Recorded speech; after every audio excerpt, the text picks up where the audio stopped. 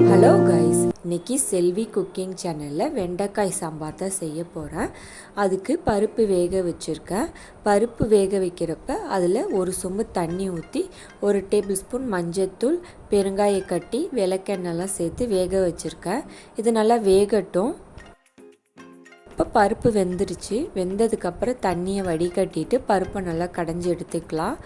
இப்போ கடைஞ்ச பருப்பில் வடிகட்டி வச்ச தண்ணியை சேர்த்துட்டு கொதிக்க வைக்கலாம்.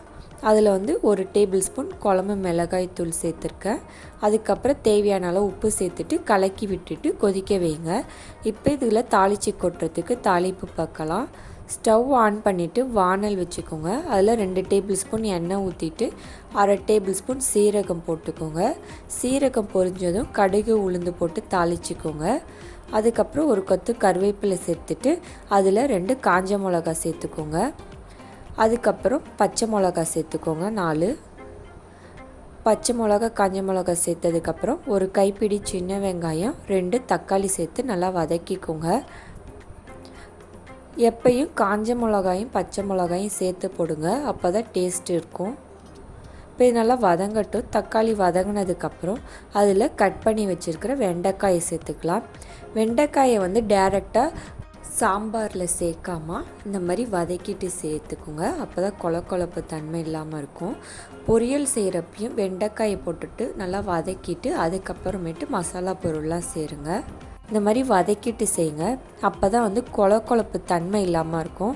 வெண்டைக்காயில் கொழப்பு தன்மை இருக்கும்ல, இந்த மாதிரி வதக்கிட்டு செய்கிறப்ப டேஸ்ட்டும் நல்லாயிருக்கும். காயோட டேஸ்ட்டும் இன்னொன்று அந்த கொழப்பு தன்மையும் இல்லாமல் இருக்கும். வெண்டைக்காய் நல்லா ஒரு 5 நிமிஷம் வதக்கினதுக்கப்புறம் பருப்பில் சேர்த்துக்கோங்க. இது நல்லா கொதிக்கட்டும். இது நல்லா கொதித்ததுக்கப்புறம் அதில் புளி தண்ணி கரைச்சி ஊற்றிக்கலாம்.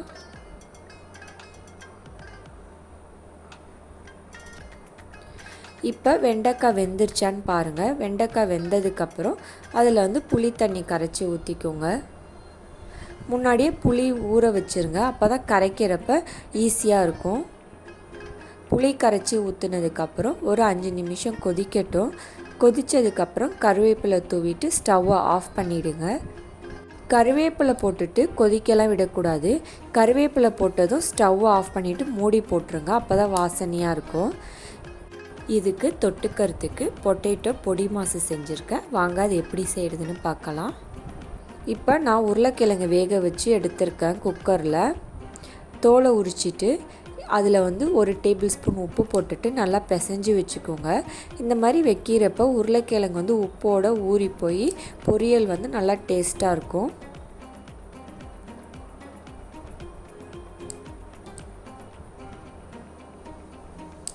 இதை நல்லா பிசைஞ்சிக்கிட்டு இது ஊறட்டும். ஒரு 10 நிமிஷம் ஊற வச்சுருங்க. அதுக்கப்புறம் தாளிச்சிக்கலாம். தாளிப்புக்கு ஸ்டவ் ஆன் பண்ணிவிட்டு வானலில் 2 டேபிள் ஸ்பூன் எண்ணெய் ஊற்றிக்கோங்க. எண்ணெய் சூடானதும் கடுகு உளுந்து போட்டு தாளிச்சிக்கோங்க. அதுக்கப்புறம் அதில் கடலைப்பருப்பு 2 டேபிள் ஸ்பூன் போட்டுக்கோங்க. கடலைப்பருப்பு வெங்காயம் தான் இதுக்கு நல்லா டேஸ்ட்டு கொடுக்கும், அதனால் வெங்காயமும் கடலைப்பருப்பும் நிறையா சேர்த்துக்கோங்க.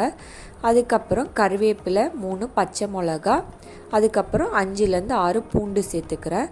உருளைக்கிழங்கு வாய்வுன்றதுனால பூண்டு கொஞ்சம் அதிகமாக சேர்த்துக்கோங்க. தட்டி போட்டுக்கோங்க தோலோட, அப்போ தான் டேஸ்ட்டாக இருக்கும். பூண்டு சேர்த்ததுக்கப்புறம் அதில் வெங்காயம் சேர்த்துருக்கேன். வெங்காயம் நல்லா வதங்கினதுக்கப்புறம் அதில் பிசைஞ்சு வச்சுருந்தோம்ல உருளைக்கிழங்கு, அதை சேர்த்துக்கோங்க. உருளைக்கிழங்குலேயே உப்பு போட்டு பிசைஞ்சதுனால உப்பு எதுவும் ஆட் பண்ணிடாதீங்க. ஒரு 5 நிமிஷம் நல்லா கிண்டி விட்டுட்டு ஸ்டவ்வை ஆஃப் பண்ணிவிடுங்க. வெண்டைக்காய் சாம்பாருக்கு உருளைக்கிழங்கு பொரியல் நல்ல காம்பினேஷன் நல்லாயிருக்கும். ட்ரை பண்ணி பாருங்கள். பிடிச்சிருந்தா செல்வி குக்கிங் சேனலுக்கு சப்ஸ்கிரைப் பண்ணுங்கள். தேங்க்யூ.